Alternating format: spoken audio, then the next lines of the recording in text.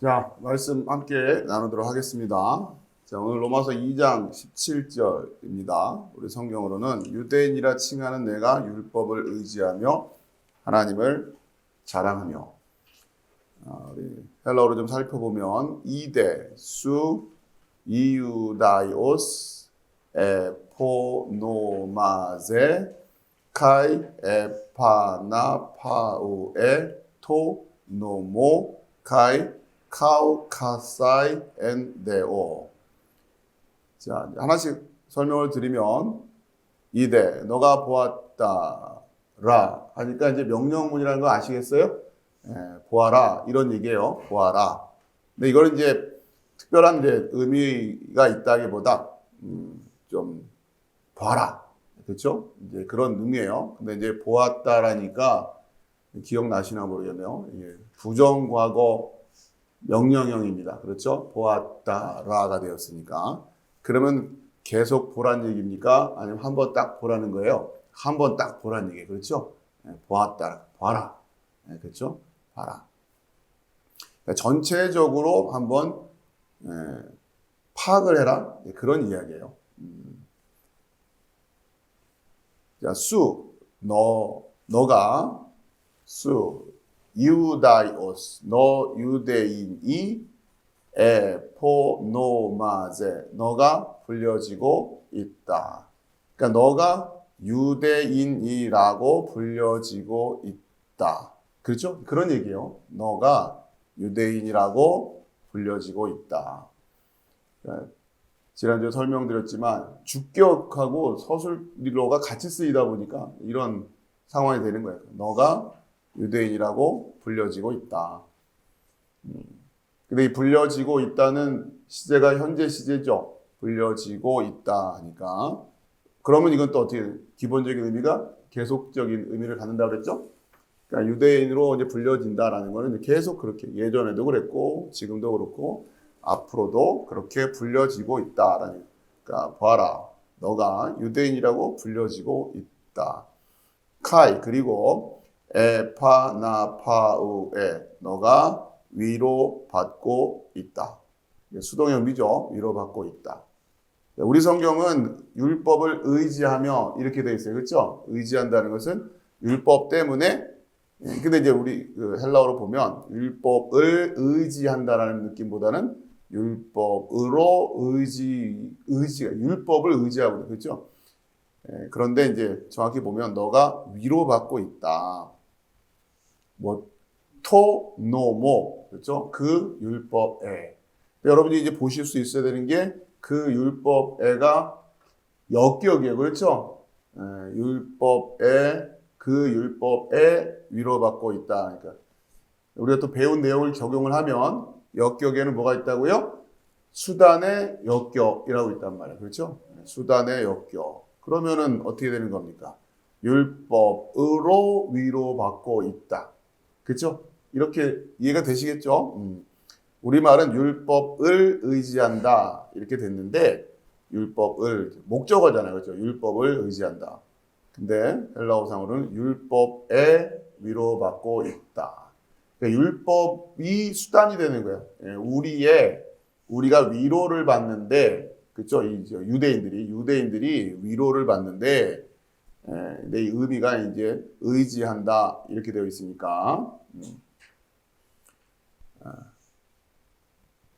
율법을 의지하며 그러니까 율법 때문에 위로를 받고 있다. 그리고 이제 좀 구별이 되세요. 뉘앙스들이 율법을 수단으로 해서 그렇죠? 율법을 수단으로 해서 너가 위로받고 있다. 카우카사이 그리고 너의 자랑하고 있다. 너의 자랑하고 있다니까 이거는 중간태예요. 그렇죠? 그리고 현재 시제예요. 그렇죠? 그리고 능동태예요. 이런 게 이제 여러분이 읽으시면서 보이시면 된다는 거예요. 하나하나. 그러면서 이것이 중간태라는 의미가 뭐고 또 현재 시제라는 게 어떤 의미고 이걸 하나씩 묵상을 하시면서 읽어 나가시면 된다는 거예요. 제가 계속해서 이렇게 훈련을 통해서 도와드릴 테니까 여러분들이 여러분 눈높이에 맞추어서 쭉 꾸준히 해 나가시면 됩니다. 그렇죠? 좀 다르죠? 율법을 의지한다라는 의미와 율법을 수단으로 해서 위로받고 있다라고 하는 좀 느낌이 다른 게 오시죠? 그렇죠? 여러분들 이런 거를 훈련으로 이제 묵상을 하셔야 된단 말이에요. 그 다음에 en deo 하면은 하나님 안에서 너가 자랑하고 있다라고. 자, 이걸 보면은 어떤 의미냐면, 그러니까 이들이 위로가 되는 근거가 뭐예요? 이들의 위로가 근거가 되는 율법이에요. 그렇죠? 율법으로 인해서 위로를 받고 있는 거예요.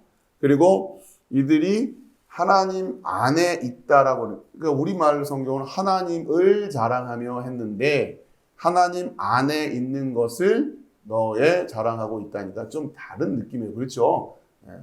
하나님 안에 있는 것을 자랑하고 있다. 자, 그리고 이것은 다 이 어떤 대구적인 의미를 가지고 있기 때문에 위로받고 있다라는 것과 자랑하고 있다라고 하는 것이 이제 크게 다른 의미가 아닙니다. 이제 비슷한 지금 구조 속에 놓여 있기 때문에 그러면 이들이 위로를 받는 근거가 뭐냐면 율법이에요. 그렇죠? 율법이 이들에게는 위로의 근거가 되는 거예요. 그리고 율법으로 위로를 받고 있고. 그리고 이들이 자랑하는 것은 하나님 안에 있다고 자랑하고 있는데 그러면 여기 보시면 요거 보시면 율법으로 위로받고 있고 하나님 안에 있는 것으로 자랑하고 있다. 그렇죠? 그럼 결국 이게 이제 같은 얘기예요. 그렇죠? 이게 같은 얘기. 이들이 하나님 안에 있다고 하는 것을 뭘로 확인한다는 얘기입니까? 율법으로. 이해되시죠? 이들은 자기가 하나님 안에 있다고 하는 것을 무엇으로 확인한다? 율법을 가지고 있다고 하는 것으로 확인한다라고 하네요. 근데 바울이 계속해서 하는 이야기는 율법을 가지고 있다고 해서 하나님 안에 있다고 말할 수 있습니까? 율법을 지켜야 되지 않습니까? 이런 얘기를 하는 거고요. 아시겠죠? 너희 유대인으로 불려지고 있는 너희들이 너가 율법으로 위로받고 있고 그리고 하나님 안에 있다고 있음을 자랑하고 있다라고 합니다. 그러니까 이 주제를 여러분들 잘 기억을 하시고 로마서 2장 17절 이 유대인들에게 있어서의 자기 정체성이죠. 자신들이 하나님을 자랑할 수 있는 근거 그리고 이들이 위로받을 수 있는 근거가 뭐였습니까? 율법 안에 있다라고 해요. 그렇죠?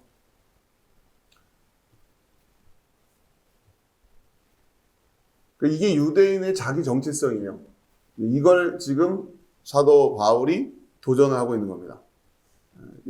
이 주제를 여러분이 정확히 이해를 하셔야 로마서도 이해가 되고 신약성경의 중요한 주제들이 풀려가기 시작한다라고 하는 겁니다.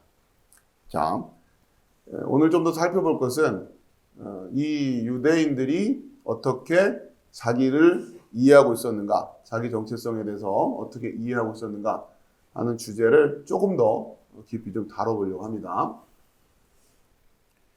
자, 이사야 42장 6절입니다. 이사야 42장 6절. 유대인들이 자기들을 어떻게 이해하고 있는가, 자신들의 정체성과 관련된 또 중요한 본문 중에 하나예요. 이사야 42장 6절 보면 나 여호와가 의로 너를 불렀은즉 내가 내 손을 잡아 너를 보호하며 너를 세워 이방의 언약 백성의 언약과 이방의 빛이 되게 하리니. 그렇죠? 백성의 언약과 이방의 빛이 되게 하리니. 그러니까 이 유대인들은 자기들 스스로를 뭐라고 이해하고 있었어요? 이방의 빛이다. 그렇죠? 백성의 언약과 이방의 빛이다. 이게 이제 자기들을 이해하고 있는 정체성입니다. 자, 그리고 7절 보면 내가 눈먼 자들의 눈을 밝히며 갇힌 자를 감옥에서 이끌어내며 흑암에 앉은 자를 감방에서 나오게 하리라. 이게 유대인들이 그렇죠? 유대인들이 자신들에 대한 이해예요. 이걸 지금 여기 보시면 여러분 이제 오늘 안에 볼 수 있을지 아니면 다음 시간에 넘어갈지 로마서 펴고 계시죠? 로마서 2장 지금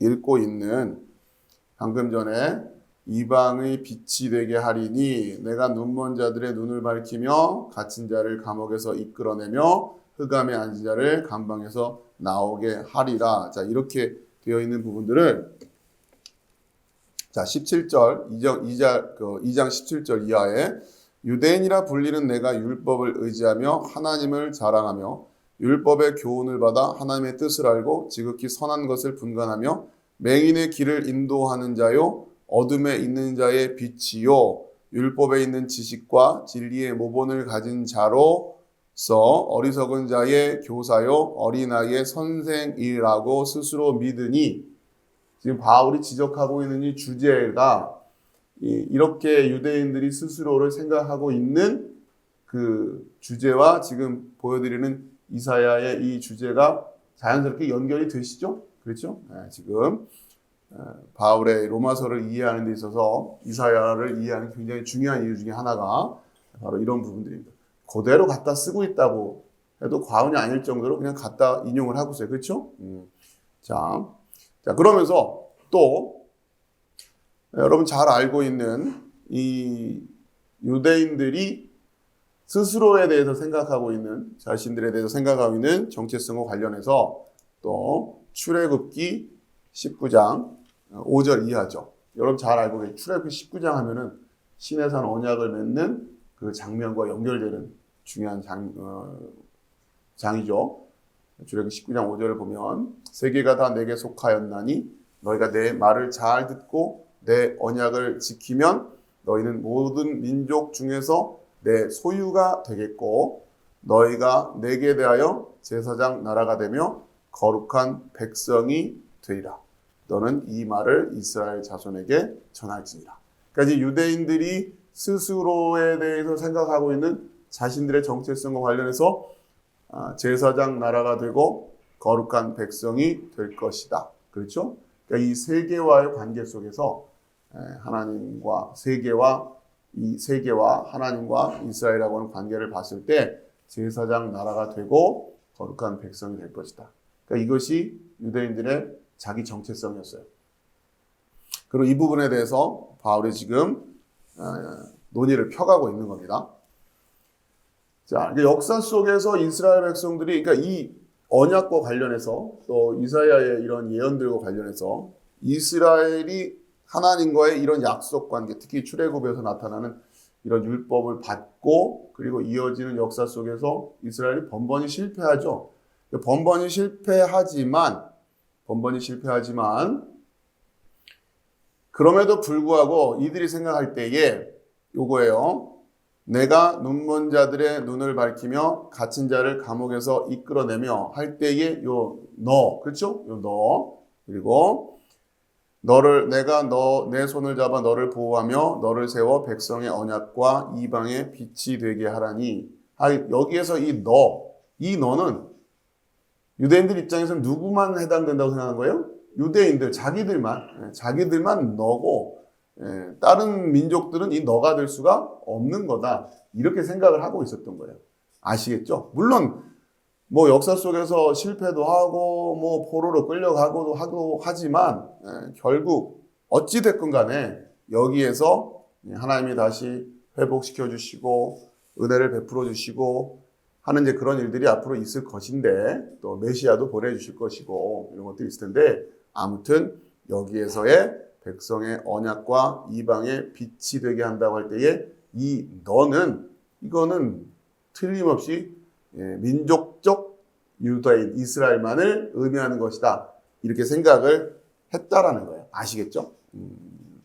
자, 이 부분을 지금 바울이 도전을 하고 있는 겁니다. 그렇죠? 요 메커니즘을 여러분들이 잘 이해하시길 바라요. 자, 그러면서 바울에게 있어서 이제 어떤 사건이 있었습니까? 기본적으로 바울이 다메섹 도상에서 그렇죠? 예수님을 만난단 말이에요. 그러면서 바울에게 있어서 이제 확고한 믿음으로 세워진 것이 뭐냐면 오시기로 약속되어 있던 그 메시아가 바로 예수다. 그렇죠? 바로 이 예수, 부활한 예수. 얼마 전에 분명히 죽었는데 부활해서 내 앞에 나타나 있는 이 예수, 그렇죠? 이 예수가 예, 그 메시아다라고 하는 것을 바울이 고백을 안 할 수가 없는 거예요. 그렇죠? 이제 그러다 보니 바울 입장에서는 이제 구약 성경에 관련된 모든 부분들을 다시 해석하지 않을 수가 없는 거예요. 아시겠죠? 그 의미를 여러분들이 잘 이해하시겠죠?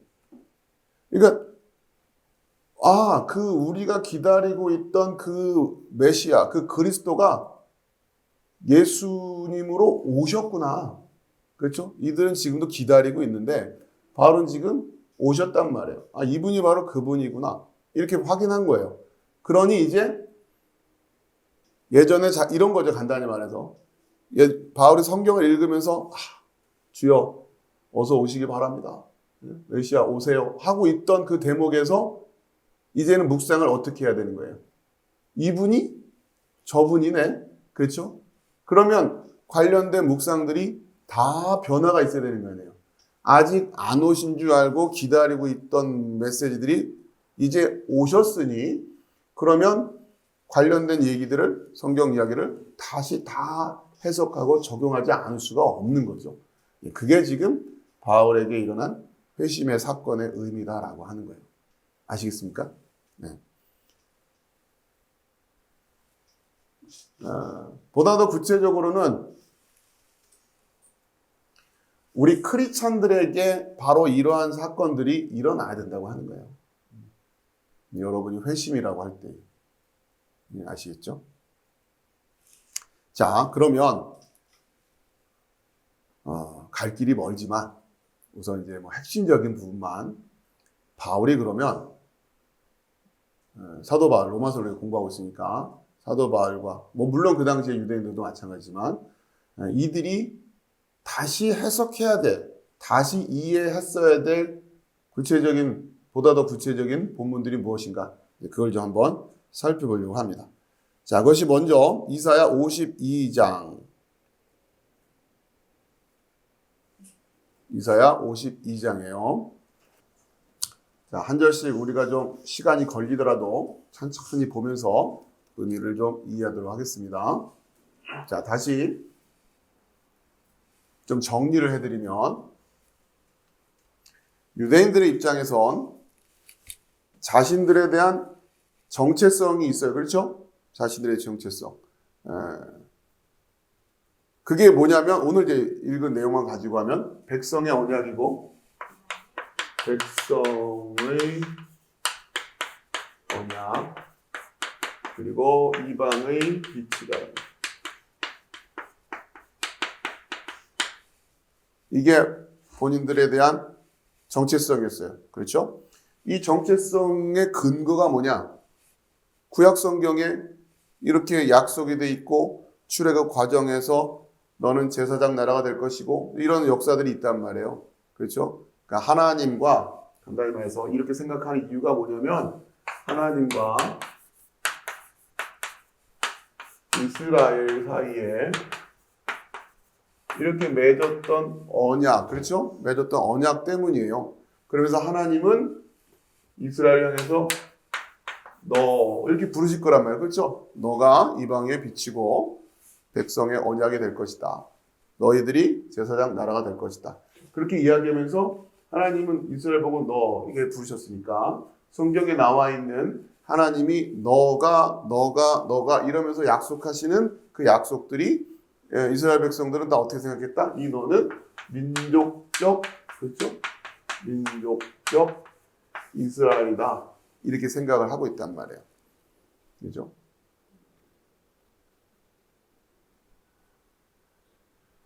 이렇게 생각했던 거고. 자, 이제 사도 바울은 이걸 지금 다시 이해할 수밖에 없는 상황이 된 거예요. 왜? 어떤 사건 때문에? 예수님을 만나는, 부활하신 예수님을 만나는 사건 때문에 부활하신 예수님을 만났다고 하는 것은 그동안 본인이 성경을 읽으면서 오시기로 약속되어 있는 메시아, 그렇죠? 그리고 그것과 관련되어 있는 여러 가지 언약들, 또 그것으로 말미암아 유대인들이 품고 있었던 소망들, 그죠? 이 모든 것들을 다시 재해석하지 않으면 안 되는 건 아닙니까? 그렇죠? 그게 지금 사도 바울이 예수님을 만난 이후에 했던 기본적인 일일 거예요. 상식적으로. 그리고 나서 사도 바울이 성경을 다시 해석을 하니 어떻게 지금 이야기를 나누고 있는, 어떻게 지금 논지가 사도 바울의 로마서를 통해서 이야기되고 있는 거냐면, 이 너라는 게 민족적 이스라엘만을 지칭하는 게 아니다. 그 얘기를 하는 거잖아요. 그렇죠? 그러면서 오늘 2장 17절 읽은 것처럼 너 유대인이라고 스스로 그렇게 스스로를 여기고 있고, 율법을 통해서 위로를 받고 있고 하나님 안에 있음을 자랑하고 있는데, 근거가 율법이잖아요. 그렇죠? 율법. 이들이 이스라엘만이 너다라고 생각한 이유가 뭐냐? 그 가장 핵심적에는 뭐가 있냐면 율법이라는 게 있단 말이에요. 하나님에게 우리에게 율법을 주셨고 또 약속을 주셨다. 이렇게 생각하고 있단 말이죠. 자, 그러니까 이제 바울이 그 논리를 깨뜨리기 위해서 너희들이 자랑하고 있는 건 율법을 들고 있다고 하는 것밖에 안 되는데, 그렇죠? 성경을 내가 다시 한번 쭉 읽어보니 사도 바울 입장에서 그 당시 구약 성경이겠죠. 구약 성경을 다 읽어봤더니 율법을 들고 있는 것만 가지고 하나님의 백성이라고 스스로 확신하고 있을 아무런 근거가 없더라. 그죠? 어디 그런 말이 있냐? 율법을 행해야지. 율법을 들고 있다고만 어떻게 하나님의 이 약속의 너라고 이해할 수 있겠냐. 그죠? 바울이 지금 그것을 지적하는 거잖아요. 그러면서 율법을 들고만 있는 것 가지고 하나님 안에 있다고 자랑하고 있으면서 이방의 빛이 될 것이라고 생각하고 있고 이방을 진리로 인도할 것이라고 스스로를 생각하고 있는 유대인들을 깨우치려고 하고 있다라고 하는 거예요. 아시겠죠? 그리고 이 바울의 이 로마서 안에서 유대인들을 깨우치려고 하는 이 어떤 논리적인 이 흐름은 오늘 이 시대에 스스로를 크리스찬이라고 그렇게 미루어 짐작하고 있는 우리들에게도 동일하게 적용된다는 거예요. 오늘 우리가 로마서를 다시 공부해야 돼. 우리 입장에서 로마서를 공부해야 될 이유가 뭡니까? 이 로마서 가지고 지금 유대인들한테 갖다 주면서 이거 읽어보세요. 여기 그렇게 돼 있지 않습니까? 만이 아니라 그들에게도 필요하겠지만 우리에게 이 논리는 똑같이 적용될 수 있다라고 하는 거죠. 그렇죠? 이제는 이런 거죠. 바울의 입장에서는 이거잖아요. 이게 아니라 이제 이 너는 예수 그리스도를 믿는 자들, 그들이 이제 너가 되는 거죠. 그렇죠? 예수 그리스도를 그 메시아로 믿는 자들이 너가 될 것이고 그들이 백성의 언약이고 이방의 빛이 될 것이다. 이렇게 이야기를 하는 거예요. 그러면 우리는 다시 예수님을 믿는다. 바울식으로 얘기하면 예수님을 믿는다 라고 말만 하고 있으면 되는 겁니까? 이게 아닌 거예요. 그렇죠? 여러분 상식적으로 생각해 보세요. 그걸로 되겠냔 말이에요. 그렇죠? 우리가 로마서를 통해 우리에게 유익이 되게끔 이해해야 될 논리가 이거다라고. 이걸 정확히 이해하셔라. 제가 그래서 가는 곳마다 그 얘기를 하는 거죠. 만나는 분들마다. 그럼 이제 간단히 말해서 뭐 여러 가지 이야기들을 하는데 여러분은 크리스찬이 맞습니까? 네? 크리스찬이 맞습니까? 무엇을 가지고 내가 크리스찬이다라고 말할 것입니까? 일단 그죠? 뭘 가지고 크리스찬이라고 말할 거예요. 그럼 너무 멀리 가지 말고 이 말은 말씀대로 순종하며 살지 못하면서 무슨 크리스찬입니까? 이거는 어떻게 보면은 이건 수준 높은 고민이에요. 우리는 실제로 그 정도 고민을 할 수준도 안 돼요, 지금. 왜? 복음이 뭔지도 모르는데. 뭔 하나님의 말씀대로 순종하냐, 뭐 이런 얘기를. 이건 지금 꺼낼 얘기조차 안 돼. 지금 1장도 못 끝났어요. 지금 구구단도 못 끝난 상태인데 뭐 어려운 문제를 갖다 놓고 지금 이야기하냔 말이에요. 그러니까 스스로가 마치 크리스찬이 된 것처럼 생각하면서 내가 하나님 말씀대로 오른밤을 대면 왼밤을 대야 되는데 뭐 이런 그렇게 이렇게 못하는 걸 가지고 책망하는 게 아니에요. 지금 이 시대가 그 정도 수준도 아니에요. 지금 그걸 이해하시라는 거예요. 제가 본인이 크리스찬도 아니면서 그걸 고민하고 있는 거예요. 간단히 말하면. 그러니까 이제 크리스찬이 되었다고 하는 것이 무엇이냐? 1차적으로 내가 크리스찬이다라고 하는 정체성을 갖기 시작하는 그 출발점이 뭐냐? 여러분 그거를 확인할 수 있어야 되고 여러분이 그것을 이해하고 있어야 되고 설명할 수 있어야 된다고 하는 거예요. 그렇죠? 그 출발점이 뭐냐? 그게 복음이에요. 그게 복음. 복음을 들은 자에서부터 출발이 되는 거란 말이에요. 아시겠죠? 그러니까 여러분의 거듭남이라고 하는 그 구원의 여정의 출발점을 모르고 있기 때문에 우리가 이렇게 뿌리도 없이 이렇게 떠도는 신앙생활을 할 수밖에 없다라고 하는. 그러니 열매가 없을 수밖에 없죠. 뿌리가 생기지조차 않았다고요. 우리한테는. 그걸 이제 우리가 점검하자라고 하는 거죠. 자, 그래서 어디서 출발해라? 복음에서부터 출발해라. 그렇죠? 간단히 말하면 여기서. 근데 이 간단한 걸 너무도 모르니까. 복음이 뭐냐? 예수님의 죽음과 죽으심과 부활이에요.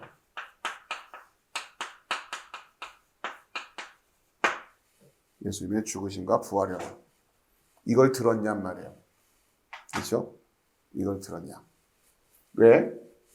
이분이 죽으심과 부활이라고 하는 이분이 이거를 듣고 이제 그러니까 이 의미가 뭐냔 말이에요. 이분이 죽으심 예수님의 죽으심과 부활.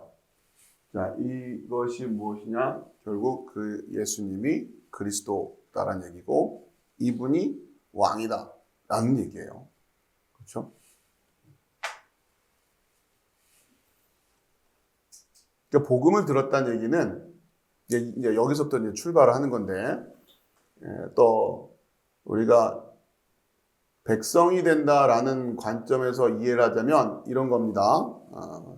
그러니까 복음의 의미는 새로운 왕이 오셨다라는 얘기예요. 아시겠죠? 왕이 오셨다라는 얘기예요. 그럼 예전 시대를 생각해 보세요.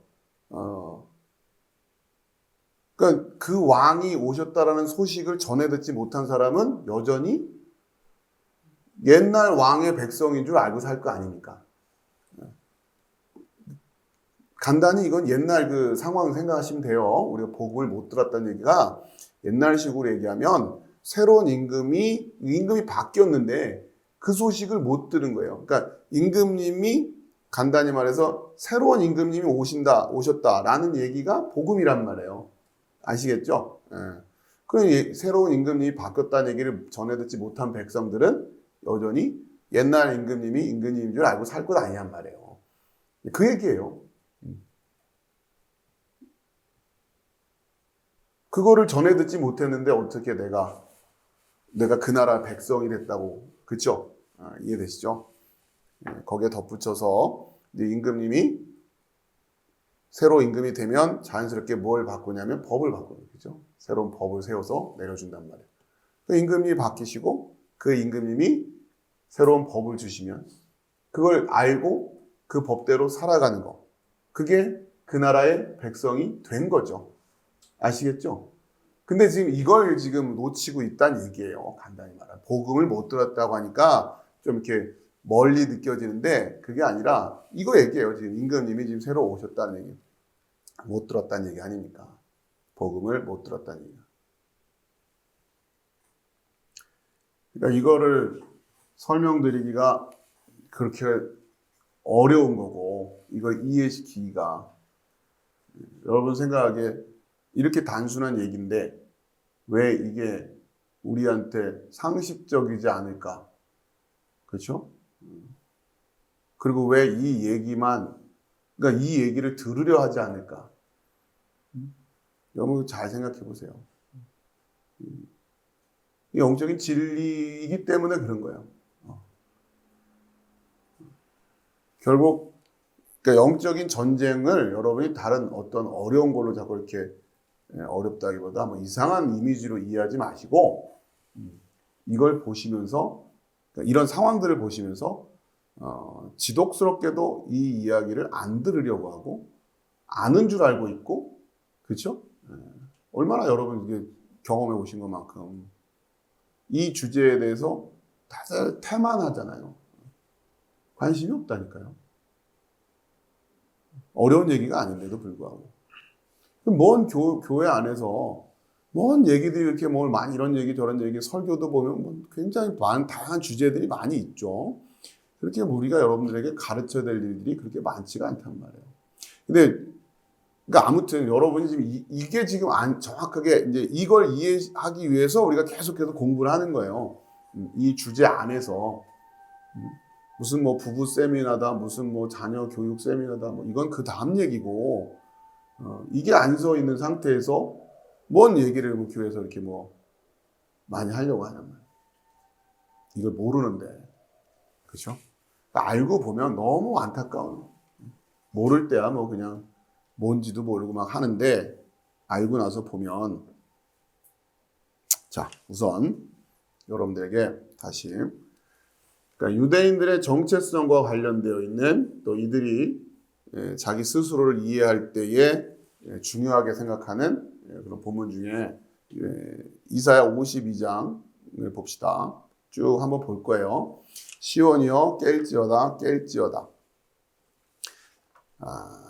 내 힘을 낼지어다 거룩한 성 예루살렘이여 내 아름다운 옷을 입을지어다 이제부터 할례 받지 아니한 자와 부정한 자가 다시는 내게로 들어옴이 없을 것임이라. 자, 근데 여기 보면 보세요. 이게 할례 받지 아니한 자와 그러면 이제 유대인들이 그 동안에는 이 할례 받지 아니한 자를 뭐로 생각한 거예요? 이방인들 할례 안 받았으니까. 근데 바울은 로마서에 뭐라 그래요? 표면적, 그러니까 할례를 받았다고 이방인입니까? 유대인입니까? 이런 얘기를 하는 거예요, 그죠? 이제 로마서가 자연스럽게 이해가 되세요? 왜 그런 얘기를 하는지? 표면적 할례가 아니라 이런 얘기 하잖아요. 겉에 살갗만 찢었다고 그게 할례입니까? 마음의 할례를 받아야지요. 그러니까 왜 그런 이야기가 나오는지, 그죠? 이사야를 보면 자연스럽게 이해가 되잖아요. 여기 이제, 그러니까 사도 바울처럼 예수 그리스도로 말미암아 회심하고 다시 성경을 들여다보지 않는 사람들 입장에서 그 당시에 유대인들, 지금도 마찬가지지만 아니 할례 받지 아니한 자 하면 당연히 누구 생각했어요? 말 그대로 할례 받지 아니한 자, 물리적으로 부정한 자 내게로 들어옴이 없을 것이다. 그럼 이제 더욱더 이제 민족주의적인 관점에서의 이스라엘의 의미를 이해하고 있겠죠. 할례 받은 자가 할례 받은 자를 받아주면 돼요? 안 돼요? 당연히 안 되겠죠. 그렇게 안 된다고 더 철저하게 지켜내는 걸 이들은 말씀을 지키는 것이다. 그렇게 생각할 것 아닙니까? 그죠? 지금도 그렇게 생각할 것이고. 자, 그 다음에 너는 티끌을 털어버릴지어다. 예루살렘이여 일어나 앉을지어다. 사로잡힌 딸 시온이여 내 목에 줄을 스스로 풀지어다. 여호와께서 이와 같이 말씀하시되 너희가 값없이 팔렸으니 돈 없이 속량되리라. 주 여호와께서 이와 같이 말씀하시되 내 백성이 전에 애굽에 내려가서 거기에 거류하였고 아수르인은 공연히 그들을 압박하였도다. 그러므로 이제 여호와께서 말씀하시되 내 백성이 까닭 없이 잡혀갔으니 내가 여기서 어떻게 하랴. 여호와께서 말씀하시되 그들을 관할하는 자들이 떠들며 내 이름을 항상 종일토록 더럽히도다. 여호와의 이름이 더럽힘을 받는다라는 이야기가 이사야에 나오고 있어요. 그렇죠? 로마서에도 이 주제가 있잖아요. 그렇죠? 그러므로 내 백성은 내 이름을 알리라. 그러므로 그 날에는 그들이 이 말을 하는 자가 나인 줄을 알리라. 내가 여기 있느니라. 자, 그러니까 내 백성은 내 이름을 알리라. 그날에는 그들이 이 말을 하는 자가 나인 줄을 알리라. 자, 무슨 얘기냐면 지금까지 하는 말을 하나님의 말로 이 말이 하나님의 말이었구나 라고 하는 것을 그 날에는 알게 될 것이다 라는 의미가 무슨 얘기냐면 이 말씀이 성취된다는 얘기예요. 이해되시죠? 그 말씀이 성취가 될 테니 이제는 진짜 그 말이 하나님이 하신 말씀이 맞구나. 성취되기 전까지는 이게 맞나 틀리나 의심하고 있을 터인데 그 날에는 이것을 내가 한 말인 줄 그러니까 하나님의 말씀으로 알아듣는다는 얘기예요. 그죠? 지금이야 하나님을 믿는다 안 믿는다 이러고 있겠지만 그렇게 허풍을 떨고 있겠지만 마지막 심판 때가 되면 성경의 말씀이 이게 다 하나님의 말씀이었구나라고 지금 믿지 않던 자들조차도 알게 되겠죠. 그렇죠? 그런 맥락으로 이해하시면 됩니다. 좋은 소식을 전하며 평화를 공포하며 복된 좋은 소식을 가져오며 구원을 공포하며 시온을 향하여 이르기를 내 하나님이 통치하신다 하는 자의 산을 넘는 발이 어찌 그리 아름다운가. 우리가 이제 복음을 전하는 그런 모습을 이렇게 이야기하죠. 하나 좀 살펴보고 갔어야 되는 게 이제 로마서 2장 24절 아까 이제 그 이름이 더럽힘을 받는다하고 관련해서 한번 거기를 확인하고 가죠. 로마서 2장 24절이에요. 아까 이제 우리가 5절 봤을 때 내 이름을 항상 종일토록 더럽히도다. 그죠? 그러니까 그들을 관할하는 자들이 떠들며 내 이름을 항상 종일토록 더럽히도다. 그들이 누굽니까? 이들을 관할하는 자들. 그러니까 이제 이스라엘 백성들 포로로 끌고 간, 그죠? 그래서 그들을 관할하고 있는 자들. 그러면서 내 이름을 항상 종일토록 더럽히도다. 이 로마서 2장 24절도 보니까 기록된 바와 같이 하나님의 이름이 너희 때문에 이방인 중에서 모독을 받는도다. 그렇게 돼 있죠. 이런 얘기가 그대로 이어지고 있는 거예요. 자, 6절에 다시 보면 그러므로 내 백성은 내 이름을 알리라. 그러므로 그날에는 그들이 이 말을 하는 자가 나인 줄을 알리라. 내가 여기 있느니라. 그날에. 로마서 2장 16절에도 이 그날과 관련해서 곧 나의 복음에 이른 바와 같이 하나님이 예수 그리스도로 말미암아 사람들의 은밀한 것을 심판하시는 그날이라. 그렇죠? 이렇게 지금 이런 개념들이 연결이 되고 있어요. 자세하게 다 일일이 살펴볼 시간적 여유가 없어서 그렇게는 못하지만 아무튼 여러분들이 제가 이렇게 중간중간에 한 번씩 이렇게 언급을 하고 갈 때는 여러분들 다시 시간을 내가지고 개인적으로 묵상을 하시면서 연구를 하시기 바랍니다. 그날에는 그들이 그러니까 마지막 심판 때를 의미하겠죠. 마지막 심판 때는 지금 믿지 않고 있던 자들조차도 하나님의 말을 이 말씀이 하나님의 말씀인 줄 알 거예요. 왜요? 그대로 성취될 것이니까. 자, 그러면서 8절부터 이사야로 갑니다. 이사야 8절. 좋은 소식을 전하며 8절. 내 파수꾼들의 소리로다. 그들이 소리를 높여 일제히 노래하니 이는 여호와께서 시온으로 돌아오실 때에 그들의 눈이 마주 보리로다. 내 예루살렘의 황폐한 곳들아 기쁜 소리를 내며 내와 함께 노래할지어다. 이는 여호와께서 그의 백성을 위로하셨고 예루살렘을 구속하셨습니다. 여호와께서 열방의 목전에서 그의 거룩한 팔을 나타내셨으므로 땅 끝까지도 모두 우리 하나님의 구원을 보았도다. 그러니까 이 하나님의 거룩한 팔, 하나님의 구원을 이제 모든 땅 끝까지 다 보게 될 것이다. 그러니까 지금 이제 그러면서 이 하나님의 구원에 대한 약속이고 이 구원에 대한 소망을 유대인들이 뭘 가지고 품고 있는 거예요? 이사야 52장을 보면서 앞으로 이렇게 구원해 주실 것이다. 그렇죠? 이 지금 소망을 가지고 있는 거예요. 너희는 떠날지어다 거기서 나오고 부정한 것을 만지지 말지어다 그 가운데에서 나올지어다. 여호와의 기구를 매는 자들이여 스스로 정결하게 할지어다. 그렇죠? 계속이요. 여호와께서 너희 앞에서 행하시며 이스라엘의 하나님이 너희 뒤에서 호위하시리니 너희가 황급히 나오지 아니하며 도망치듯 다니지 아니하리라.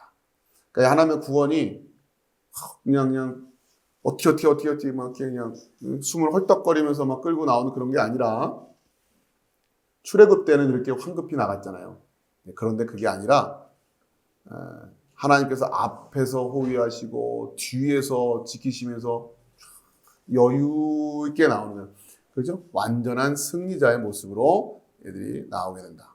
자, 13절. 보라, 내 종이 형통하리니 받들어 높이 들려서 지극히 존귀하게 되리라.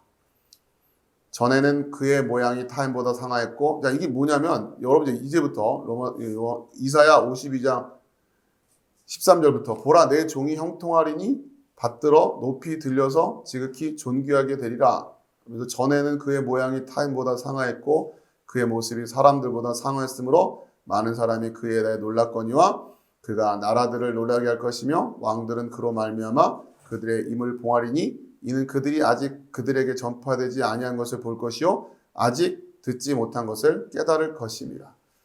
자, 아무튼 이사야 52장, 이게 52장과 53장을 기계적으로 딱 끊는 건 사실은 큰 의미가 없어요. 이건 나중에 이제 이런 장과 절의 분리는 나중에 이루어진 거니까 우선 이제 52장 전반 이제 끝까지 쭉 읽어가면서 보니까 이들에게 지금 소망의 약속이 주어져 있는 것이고 이것과 관련해서 유대인들은 자신들의 정체성도 이해하고 있는 것이고 일단 앞에서 본 것처럼 자신들에게서 정체성 중에 자신들이 지금 거룩한 게 구별된 백성인데 그 정체성 중에 하나가 뭐예요? 할례 받지 않은 자들과는 구별되라.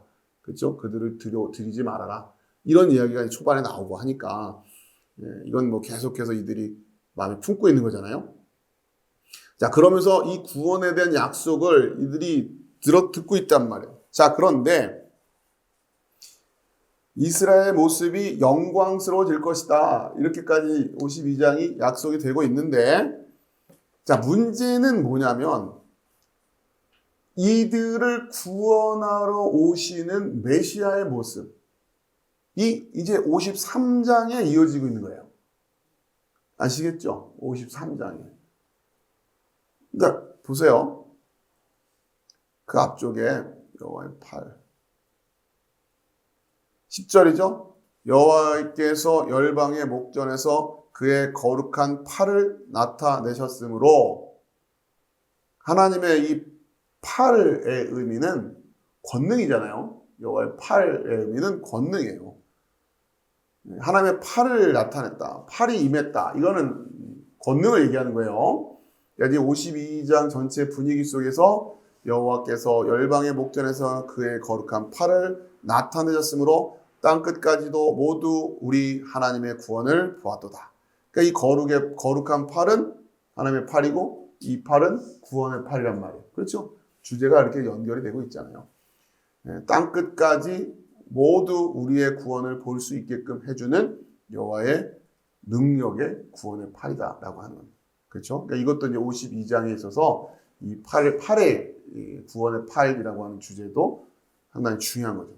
자, 이걸 이들이 소망을 품고 있는 거예요. 그 팔이 우리에게 임하라. 어떻게 임할 거예요?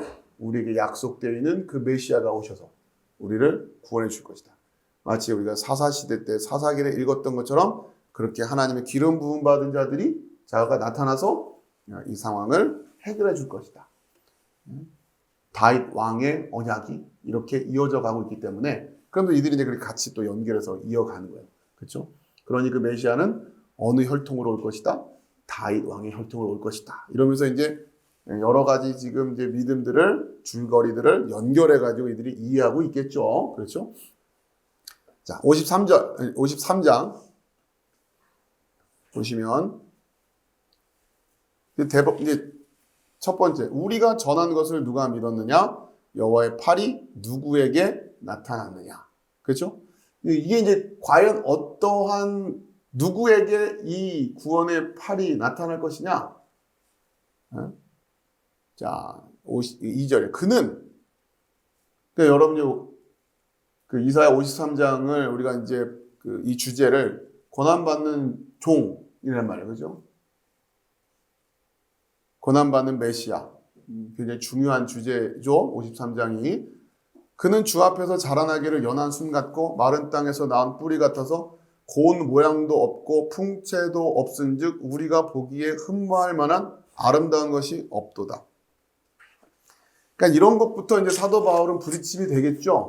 그렇죠? 이게 바로 그 구원자로 오시는 메시아의 모습을 53장에서 그리고 있는데 유대인들 입장에서는 신경 잘 안 썼을 거란 말이에요. 왜냐하면 말 그대로 이게 이해가 안 되거든요. 간단히. 이 모습으로 오시지는 않을 텐데 어려울 수밖에 없는 거죠. 이건 뭘까? 자, 근데 지금 이것이 그러니까 이제 예수님께서 부활하셔서 사도 바울에게 나타나기 전까지는 만나기 전까지는 뭡니까? 그러니까 예수님을 사도 바울이 만나기 전까지는 모르는 거 아니에요. 지금 이게 지금 뭔지를 어떤 상황인 건지를 모르잖아요. 그냥 이게 뭘까 싶은데 이제서야 이 말씀의 의미가 이해가 되겠죠. 이제는 그렇죠. 여기서 멸시를 받아 사람들에게 버림을 받았으며 간고를 많이 겪었으며 질고를 아는 자라 마치 사람들이 그에게서 얼굴을 가리는 것 같이 멸시를 당하였고 우리도 그를 귀히 여기지 아니하였도다. 정확하게 일치하고 있잖아요. 그렇죠? 바울 자신부터가 그렇게 했으니까. 그는 실로 우리의 질고를 지고 우리의 슬픔을 당하였거늘 우리는 생각하기를 그는 징벌을 받아 하나님께 맞으며 고난을 당한다 하였노라. 그렇죠? 그 당시에 유대인들이 예수님 십자가에 못 박으면서 신성모독이다. 그렇죠? 그런 신성모독에 해당되는 사형을 집행하는 거란 말이에요. 그래 하나님을 모독했으니 거기에 걸맞는 죽음을 당하는 게 맞다라고 다들 생각을 했던 거죠. 자, 근데 이제 이 말씀들이 예사롭지가 않은 거예요. 바울 입장에서는 그는 실로 우리의 질고를 지고 우리의 슬픔을 당하였거든. 그렇죠? 예수께서 당하신 고난의 의미가 바울이 다시 이제 이해가 되는 거죠. 그전에는 이게 무슨 말인지 몰랐을 텐데 이제서야 이해가 되기 시작한다라고 하는 거예요. 그러면서 결정적으로 그가 찔림은 우리의 허물 때문이요. 그가 상함은 우리의 죄악 때문이다. 그가 징계를 받음으로 우리는 평화를 누리고 그가 채찍에 맞음으로 우리는 나음을 받았도다. 그렇죠? 우리가 참된 평화를 소망하고 그런 더더군다나 지금 그런 시절이죠. 이런 언제나 그래왔지만 지금도 여전히 이 주제는 우리에게 의미 있는 소망이에요. 우리가 평화를 누리기 위해서 그분이 징계를 받았다라고 하는 거예요. 이 말은 다시 말하면 예수 그리스도의 십자가의 의미가 온 인류에게 오롯이 이해되어지고 믿음으로 고백되어지고 그분을 우리의 주와 그리스도로 고백하여야만 우리에게는 평화를 누릴 수 있게 된다라고요. 참된 평화는 그렇게 오는 겁니다. 그냥 테이블 맞이하고서 악수하면서 잘해봅시다 한다고 되는 게 아니란 말이에요. 우리는 다 양 같아 6절이에요. 우리는 다 양 같아서 그릇 행하여 각기 제 길로 갔거늘 여호와께서는 우리 모두 죄악을 그에게 담당시키셨도다. 그러니까 이제 이해되는 거예요. 이게 이 사건의 의미가 아시겠죠? 그가 곤욕을 당하여 괴로울 때에도 그의 입을 열지 아니하였으며 마치 도수장으로 끌려가는 어린 양과 털 깎는 자 앞에서 잠잠한 양같이 그의 입을 열지 아니하였도다. 그는 곤욕과 신문을 당하고 끌려갔으나 그 세대 중에 누가 생각하기를 그가 살아있는 자들의 땅에서 끊어짐은 마땅히 형벌받을 내 백성의 허물 때문이요 하였으리요. 예수님의 십자가 사건을 목격하고 있으면서 누가 이렇게 생각을 할 수 있었겠느냐? 못한다는 얘기예요. 그 당시엔. 그렇죠? 제자들조차도 이해하지 못했단 말이에요. 그러니까 결국 이제 그것이 우리에게 진리로 섰기 때문에 사도 바울 같은 이 사도들을 통해서 성경의 진리가 우리에게 계시되어져 왔기 때문에 이제 우리는 십자가를 바라볼 때마다 뭐를 볼 수 있어야 돼요? 나의 허물 때문이다 라고 하는 걸 볼 수 있어야 된다는 얘기예요.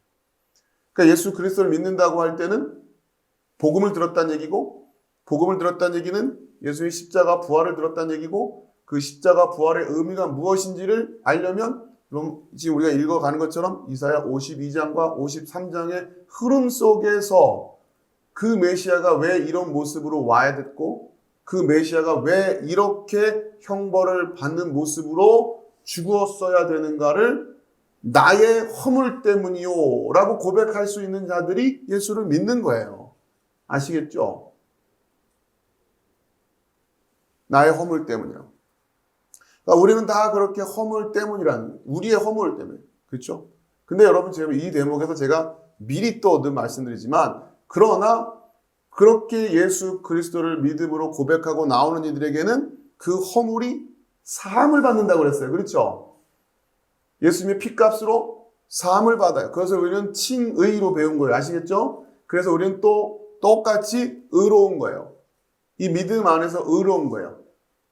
그러기에 나는 이제 의롭게 되었다라고, 칭함을 받았다라고 하는 그 의미는 또 무엇이냐? 이제 우리는 그렇기에 하나님의 법을 그 예수님께서 오셔서 다시 세워주신 그 계명을 지키며 살아갈 수 있게 되고 살아갈 수 있어야 된다는 얘기예요.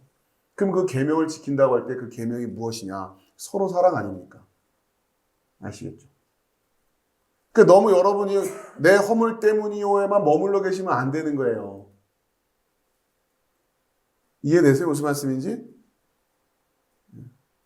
반쪽만 그러니까 믿는 게 아니에요. 그거는 여기에만 머물러 있으면 본인이 하나님, 예수님의 피값보다 자신에 대한 어떤 그 의로움에 대한 추구하는 이런 것들이 더 큰 거예요.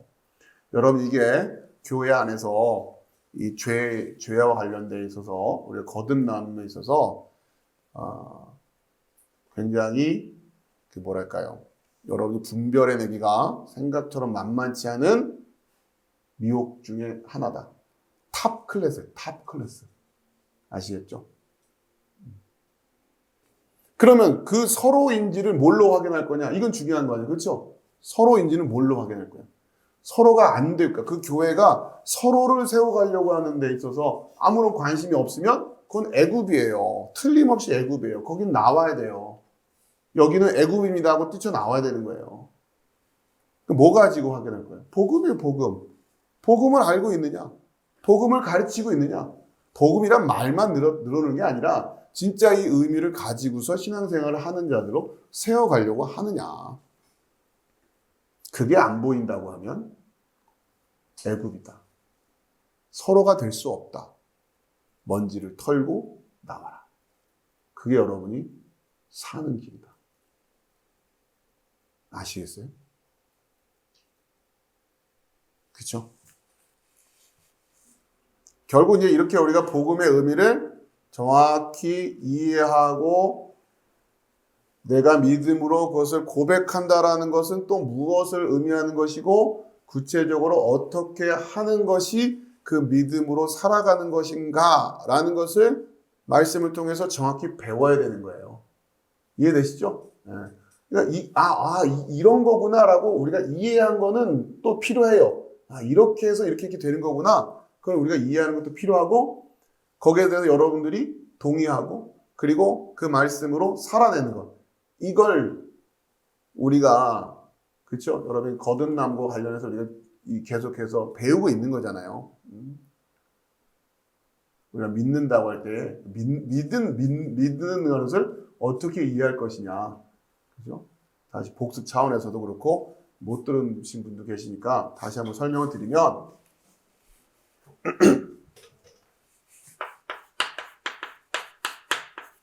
믿음이라고 할 때 우리가 배운 내용 가지고 지금 설명드리는 거예요. 믿음이라고 할 때는 첫 번째 지식의 측면이 있다고 그랬어요. 그렇죠? 지식의 측면. 무엇을 믿는 것이냐. 지식의 측면. 그러니까 지금 사실 여러분과 계속해서 애쓰는 작업 중에 하나가 이 측면이라고 이해하시면 돼요. 그렇죠? 지식. 우리가 무엇을 믿어야 되느냐. 이걸 자신을 잘 모르니까. 많은 경우 여기에 지금 문제가 있죠. 자, 그 다음 두 번째는 일단 이걸 알아야 되는 거고 이 지식에 대해서 여러분들이 동의해야 돼요. 그렇죠? 이걸 듣고 우리 간단히 말하면 아멘이 돼야 되는 거예요. 그렇죠? 크리스찬이 된다고 하는 것은 복음을 들어야 되는 겁니다. 이거 알아야죠. 그렇죠, 우선은. 그리고 여러분이 성경을 통해서든 보니까, 맞아. 복음을 모르고서 어떻게 크리스찬이 된다고 할 수 있을까? 그렇죠? 그렇게 지금 동의를 해야 돼요. 그게 우리에게는 믿음에서 중요한 요소 중에 하나다. 세 번째, 이제 이 지식과 동의를 통해서 우리가 의지하며,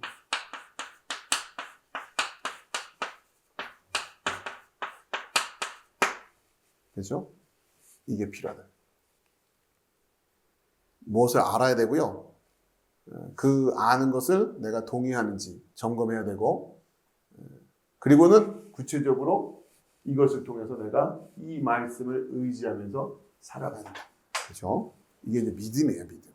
그러니까 지금 우리 함께 모여서 신앙생활하고, 특히 제가 여러분들에게 말씀을 통해서 우리가 이제 믿음을 세워간다고 하는 건 이거죠. 계속해서 지식을 세워드리고, 최대한 여러분이 알아들을 수 있게 설명을 해야 또 여러분이 알 수 있을 거 아니에요. 저만 아는 얘기로 막 떠들어도 안 되는 거고, 최대한 여러분들에게 의미를 알려드리려고 하는 거예요. 이 과정에서 우리가 헬라어도 들여다보고 히브리어도 들여다보고 하는 거예요. 정확히 알아야 되니까. 그리고 여러분이 이것이 동의가 돼야 되죠. 아멘이 돼야 된단 말이에요. 그러면서 내가 아는 것, 그리고 나에게 그것이 동의가 되어진 것으로 어떻게 살아가야 될까? 그렇죠? 어떤 방식으로 살아가야 되는가? 이 원리를 또 이해해야 되고, 그 원리를 오늘날 우리 시대에 맞게끔 적용하는 데에도 지혜가 필요하잖아요. 그렇죠? 그런 거죠. 이제 보니 이제 우리가 예배하며, 하나님을 예배하며 살아가야 되는 거구나 하는 것을 알았고, 그렇게 동의했고, 이제 그렇게 살아가려고 해요. 그럼 하나님을 예배하며 살아간다는 것이 무엇입니까? 이걸 배워야 되는 거예요. 그렇죠? 성경을 통해서. 하나님을 예배한다는 것이 무엇입니까? 또 오늘 이 시대에 맞는 또 형식적인 측면도 필요할 것이고, 또 그럼에도 불구하고 놓치지 말아야 될 본질이 있는 것이고, 그렇죠? 이런 것들 이제 우리가 신앙의 이 믿음이 성장의 감에 따라 이 주제들을 하나씩 세워가고, 이것이 오랜 시간이 지나다 보면 자연스럽게 교회의 전통이 될 것이고, 이해되시죠? 그러나 그 전통이 어느 틈엔가 또 새로운 시대의 걸림돌이 될 때도 분명히 있을 거예요. 그러면 그 안에서 본질과 또 그 본질이 아닌 것을 구별해내려는 시도가 필요한 것이고, 그것을 놓고 또 다음 세대들이 그 세대에 맞게끔 이 믿음의 삶을 살아갈 수 있도록 우리가 훈련시켜주고, 또 그러나 아직 미성숙한 사람들도 있으니까 이것이 바꿀 수 있는 것인지 본질인지 구별을 잘 못할 수도 있으니 계속해서 훈련을 시켜주면서 이어갈 수밖에 없는 거죠. 그러면서 조화를 이뤄야 된다는 얘기. 변할 것이 무엇이냐, 지킬 것이 무엇이냐. 여기에서 이제 계속해서 대립이 나오는 거예요. 그게 간단히 말하면 그것이 흔히 말하는 보수와 진보라고 하는 겁니다. 다른 게 아니라. 그렇죠? 그게 보수와 진보라고 하는 거예요. 그래서 이것은 우리가 지킬 것이다라고, 어떤 것을 놓고 이것은 지켜야 된다 혹은 바꾸자라고 할 때도 사실은 보수와 진보가 똑같은 이야기를 하고 있는 겁니다. 그렇죠? 이것이 본질이기 때문에, 이게 간단히 말해서 보수라고 하는 입장에서는 본질적으로 지켜야 될 것이 있다. 그러니까 이게 바뀌면 본질을 놓치는 거다라는 주장을 하는 사람들인 거고, 간단히 말하면 진보는 이게 바뀌어야 본질을 지키는 겁니다. 이런 얘기를 하는 사람이란 말이에요. 그렇죠? 그러면 둘 다 똑같이 뭐에 대해서 공감을 하고 있다는 얘기예요. 본질에 대해서는 공감을 하고 있는 거 아니에요. 근데 지금 우리나라 입장에서는 도대체 이렇게 떠드는 사람들이 도대체 뭐가 본질이냐라고 얘기는 없고, 무엇이 본질인데 듣고 보니 그 본질을 지키기 위해서는 그대로 유지해야 되는구나 인지, 그 본질을 지키기 위해서 오히려 바뀌어야 되는 거구나, 이런 논의가 안 되고 있는 거 아닙니까? 말만 갖다 보수니 진보니 그러고 있는 거지.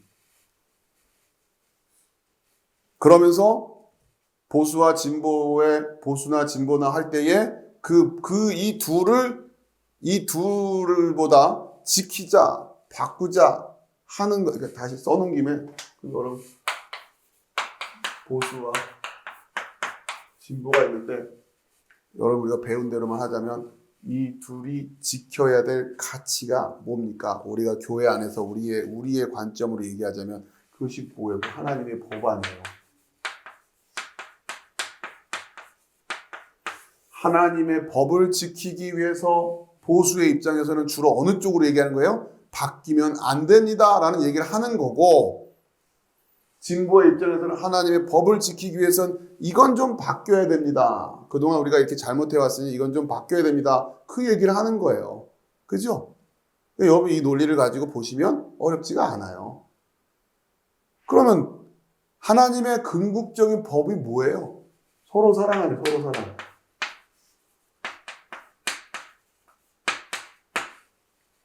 이해되십니까?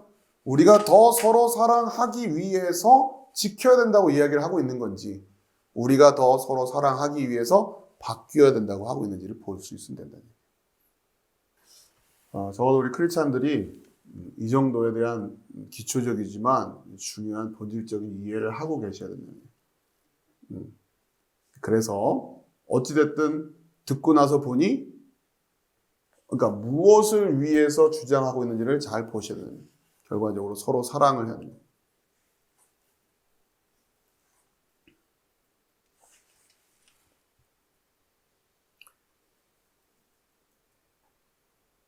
자, 9절부터 요것만 읽고 마치겠어요. 그는 강포를 행하지 아니하였고 그의 입에 거짓이 없었으나 그의 무덤이 악인들과 함께 있었으며 그가 죽은 후에 부자와 함께 있었다. 여호와께서 그에게 상함을 받게 하시기를 원하사 질고를 당하게 하셨은즉 그의 영혼을 속건 제물로 드리기에 이르면 그가 씨를 보게 되며 그의 날은 길 것이요 또 그의 손으로 여호와께서 기뻐하시는 뜻을 성취하리로다. 그렇죠? 지금 하나하나가 지금 예사롭지가 않게 읽어질 거예요. 이 의미를 깨달은 입장에서는. 그렇죠? 그가 씨를 보게 되며, 이런 의미도 예사롭지가 않아요. 지금 우선 오늘은 읽고만 넘어가고, 그가 자기 영혼에 수고한 것을 보고 만족하게 여길 것이라. 나의 의로운 종이 자기 지식으로 많은 사람을 의롭게 하며 또 그들의 죄악을 친히 담당하리로다. 그러므로 내가 그에게 존귀한 자와 함께 몫을 받게 하며 강한 자와 함께 탈취한 것을 나누게 하리니 이는 그가 자기 영혼을 버려 사망에 이르게 하며 범죄자 중 하나로 헤아림을 받았음이니라. 그러나 그가 많은 사람의 죄를 담당하며 범죄자를 위하여 기도하였느니라. 그죠? 가만히 보니까 예수님께 이 이사야 53장은 그냥 예수님 그대로 다 얘기하고 있는 거예요. 그렇죠? 사도 바울이 이것을 예수님을 만난 이후에 다시 읽었을 때 느낌이 어떻겠어요? 그죠? 자, 그러면서 지금 그러니 이제 그동안 사도 바울의 입장에서는 예수님을 그리스도로 이해하지 못하고 있는, 또 하나님께서 앞으로 장차 이러한 식으로 세상을 사랑하셔서 독생자를 보내주실 것이라고 하는 것을 이해하지 못하고 있는 상태에서 읽었던 모든 성경의 해석을 어떻게 하겠어요? 다 내다 버릴 거란 말이에요. 그렇죠? 그러니까 바울이 배설물을 여긴다는 얘기 그런 거예요. 복음을 깨닫지 못한 상태에서의 지식은 전부 다 똥이다. 똥. 아시겠죠? 그래 다 내다 버린다는 얘기예요. 그러니 이제 다시 복음을 이해한 상태에서 다시 해석을 하는 거예요. 태초에 하나님 천지를 창조하셨습니다부터 시작해서 하나 다 지금 이어가고, 우리의 허물을 인하며 우리의 죄를 담당시키기 위해서 이런 이야기들을 통해서, 또한 사도 바울이 그러니까 그러면서 여러분이 하나 더 이해하고 있어야 될 것이, 사도 바울이 자신에 대한 정체성으로 가장 중요하게 생각하는 게 뭡니까? 이방인의 사도예요. 그렇죠? 이방인에게 복음을 전하라고 하시는 그 사명이란 말이에요. 그럼 그 이유가 뭐겠느냔 말이에요. 내가 이방인에게 복음을 전해야 될 이유가 뭐지? 그러니 자연스럽게 하나님의 구원의 계획이라고 하는 것이 어디에까지 미쳐져 있다? 이방인들에게까지 미쳐져 있다라고 하는 것을 바울이 스스로의 정체성을 통해서 너무도 잘 이해하고 있는 거죠. 왜? 분명히 하나님은 나를 이방의 사도로 부르셨으니까. 그렇다면 이 구원의 계획이라고 하는 것을 이제는 민족적 이스라엘 차원으로만 국한해서 해석하는 것이 아니라, 그렇죠? 온 인류에 대한 구원의 계획으로 사도 바울은 이해하지 않을 수가 없는 거예요. 그러지 않으면 하나님이 나를 이방의 사도로 보낼 이유가 없잖아요.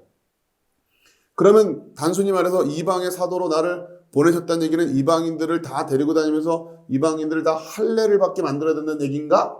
부터 고민을 했겠죠. 그들이 일단 이스라엘의 백성이 되려면, 왜냐하면 이 말씀대로 할례 받지 않은 자들은 드리지 말라고 하셨으니까.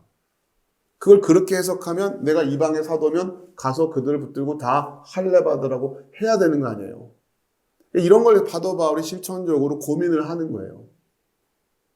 내가 어떻게 그들에게 이 말씀을 전할 것인가. 그러면서 읽어봤더니 너무도 담백하게, 그렇죠? 육신의 할례가 아니고 아브라함이 의롭다 칭함을 받은 게 할례 전이냐 후냐 이런 얘기가 자연스럽게 나오는 거예요. 이해되시죠? 그러니까 어렵지가 않아요, 로마서가. 이 맥락을 잘 이해하고 있다 보면. 그러면서 여러분도 아시다시피 지금도 이렇게 성경이, 신약 성경이 쓰여져 있고, 그러면서도 복음에 대한 이해가 이렇게, 예? 제대로 안 돼 있고, 또 이 죄에 대한 문제가 뭔지, 우리가 의롭게 칭함을 받았다고 하는 의미가 무엇인지, 서로 사랑에 대한 것이 무엇인지, 이런 것들에 대한 것을 받아들이지 못하고 오해하고 왜곡하는 것들이 지금도 이 정도 수준인데, 그 당시 유대인들에게 이 복음의 의미를 전달한다는 것이 얼마나 녹록지 않았겠어요. 그렇죠? 그러다 보니 그것을 논증하기 위해서 로마서 1장, 2장 이런 것들이 막 그렇게 장황한 듯한 이야기를 안 할 수가 없는 거예요. 그래서 우리한테는 좀 어렵게 느껴져요. 왜? 그 당시 유대인들에게, 그렇죠? 그리고 또 때로는 이제 다니면서 이방인들에게 복음을 전해야 되다 보니까 그들에게 이것을 전달하기 위해서 또 그만한 배경적인 지식과 이런 것들을 논리로 풀어내는 데 있어서 여러 가지가 정보들이 필요하기 때문에 우리가 얼핏 봤을 때는 굉장히 복잡한 것처럼 느껴지지만 사실 사도 바울이 어떠한 방향에서 초점을 두고 있고 무엇을 추구하고 있는가, 무엇을 전하고자 하는 것인가라고 하는 이 맥을 정확하게 잡고 있으면 말씀이 어려운 게 아니다라는 거예요. 그렇죠? 자, 오늘 정리하겠습니다. 그러니까 지금 오늘 제가 살펴본 내용은 뭐냐면 유대인들이 자신들을 유대인이라고 스스로 생각하는 그 정체성의 근거가 되는, 나름대로 이들이 이 말씀을 붙들고 우리 유대인들은 이런 게 유대인이야라고 생각하고 있었던 그 말씀들을 좀 살펴봤고, 자, 그것은 바울에게도 마찬가지였을 거란 말이에요. 자, 그런데 바울의 삶에서 결정적인 변화가 뭐냐면 바로 복음이라고 하는 것을 이해한 거죠. 온전히 복음을 믿게 된 상황에서 이제 다시 성경을 해석해보는, 다시 들여다 봤을 때 이제 어쩔 수 없이 새롭게 해석되어질 수밖에 없는 그런 부분들이 계속 나오는 거죠. 그런 것들이 그러니까 구체적으로 이 본문들이 어떤 영향을 미치게 됐을까 하는 것을 다시 한번 확인을 해본 거예요. 그 중에서 오늘 특별히 이사야 52장과 이사야 53장의 관계를 통해서 52장에 나와 있는 그 소망의 구원의 언약이라고 하는 것을 유대인들이 품고 있었을 터인데 특히나 어려울 때마다 이것을 더 소망을 품었겠죠.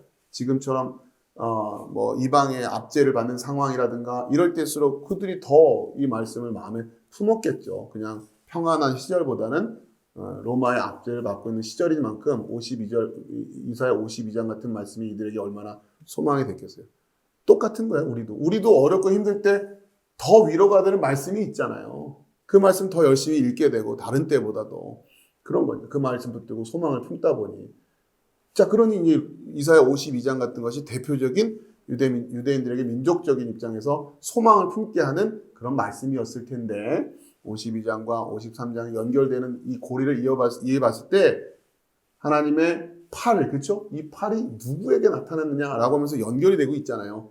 그러면서 보니까 고난받는 주의 종의 이미지가 53장에 그대로 걸어나오는, 그러니까 이러한 모습으로 우리에게 메시아로 오시게 될 것이다 라고 하는 이 의미를 그 당시 유대인들은 간과했겠죠. 아니면 정확히 이해를 못하든가. 이게 이해가 잘 안 될 테니까. 그러나 복음을 깨달은 사도 바울은 이 의미가 이해가 된 거예요. 그리고 보니 구구절절히 예수 그리스도에 대한 이야기를 이어나고 있다고 하는 것.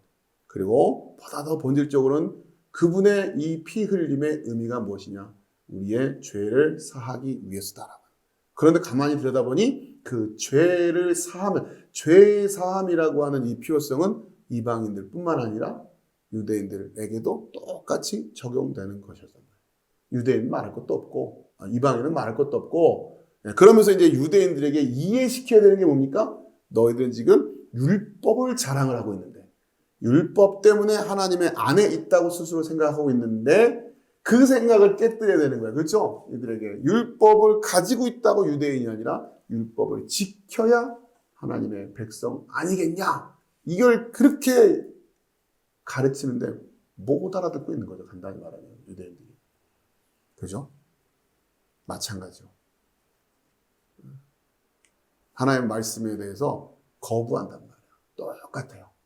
유대인들이 그랬던 것처럼 오늘 크리스찬들조차도 그러고 있다. 하나님의 말씀에 대해서 관심이 없고 또 가르치는 자들에 대한 존중이 없고 그냥 자기가 이해하고 있는 수준 안에서 그냥 벗어나지를 못하는 그 연약함들이 있는 것이고 마귀는 그 연약함을 10분 활용해서 하나님의 언약의 백성으로서 약속되어 있는 축복을 뺏어간다는 거죠. 그 뭡니까? 원리를 여러분들 잘 분별하시기 바랍니다. 자, 마치겠습니다. 기도합시다.